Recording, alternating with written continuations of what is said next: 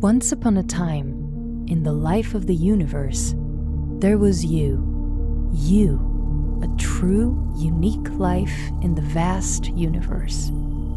In this giant web, there is our tiny Earth, this enormous rock on which you stand on. All of us, billions of living organisms, fragile species, live, grow, and multiply on a tiny planet, like a thin film of bacteria in a petri dish with limited natural resources.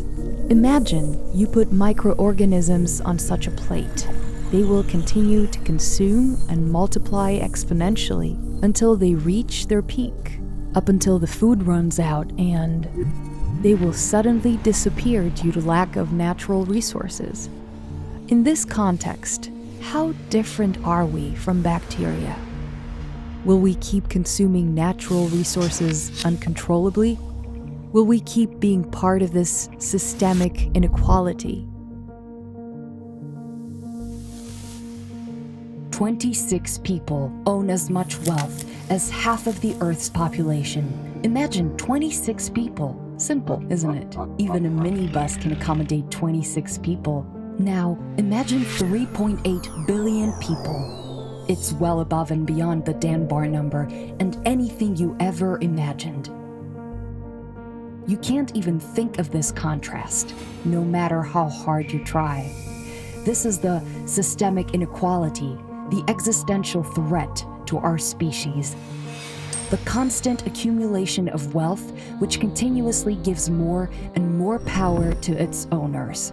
Power and wealth are therefore the main reasons the rich keep building walls around them, high enough to protect their property and their interests. They keep building high walls, set up private clubs, and install cameras and surveillance mechanisms with repression forces to monitor and maintain law and order. All these elements and policies of the ruling class seen in the real world migrated nowadays to the digital space in the exact same way. Data. What is data? What does data look like? You have 5 senses, but you cannot perceive the full picture because it is not tangible. It is not visible. However, it exists. Data is a dimension in the digital world, like an aura bubbling around us, with everything we do online. Time, location, content, movement, emotions, conversations. But in reality, data is not the problem itself. Data is just a digital dimension of how technology works. The problem arises when you put questions like, who owns, controls, and who processes these data? If the answer is you, then it is fine. This is democracy. But if your data is held by third parties, such as private companies that do business with shadow enterprises, government agencies, and informal authorities or secret services, then there is a different social system called corporatocracy. A totally different kind of regime which threatens fundamental human rights, such as your privacy. I have nothing to hide, I hear you thinking.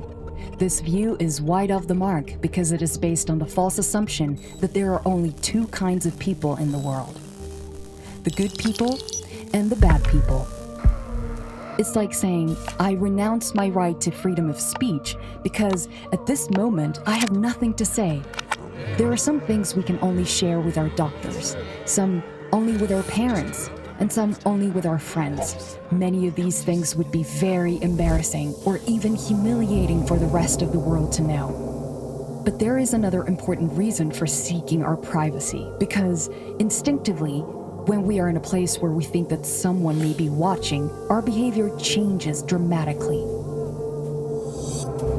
Would you sing holding a broom and dance like crazy if you knew you were being recorded? What do you think now? In addition, have you ever imagined how permanent your digital footprints are?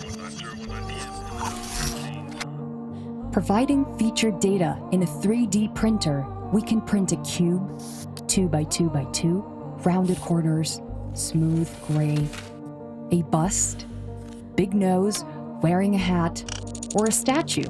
a copy of a human figure. The more data is collected, the term data loses its sense and becomes euphemistic, because at the end, data are people themselves. This modern business model, the next-gen capitalistic model of monitoring all of humanity, is toxic, both to human rights and democracy itself.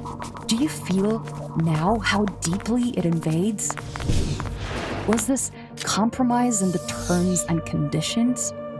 This is the biggest lie in history. Would you ever consider giving your consent to a contract? A promise enforced by law that you have not read the statement that the terms can be changed at any time without the obligation to notify you. Furthermore, do you feel confident that your data will be in the hands of private companies, secret services, and governments of other countries which have not been elected by you? Do you feel assured that you will continue having the same level of confidence in all the future governments of all these countries in 5, 10, or 20 years from now? Do you really want this kind of future? Let's start designing a world without data-dependent clouds exclusively for money reign.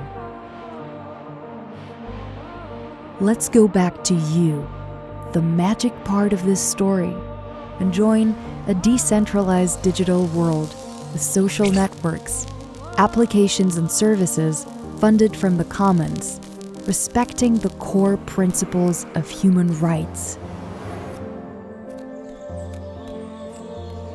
I dream of a world where all colors coexist with no ifs or buts, without exploitation, on a small, beautiful planet that exists within a quiet space that constantly expands, grows, and travels in time, carrying you and me all the way together.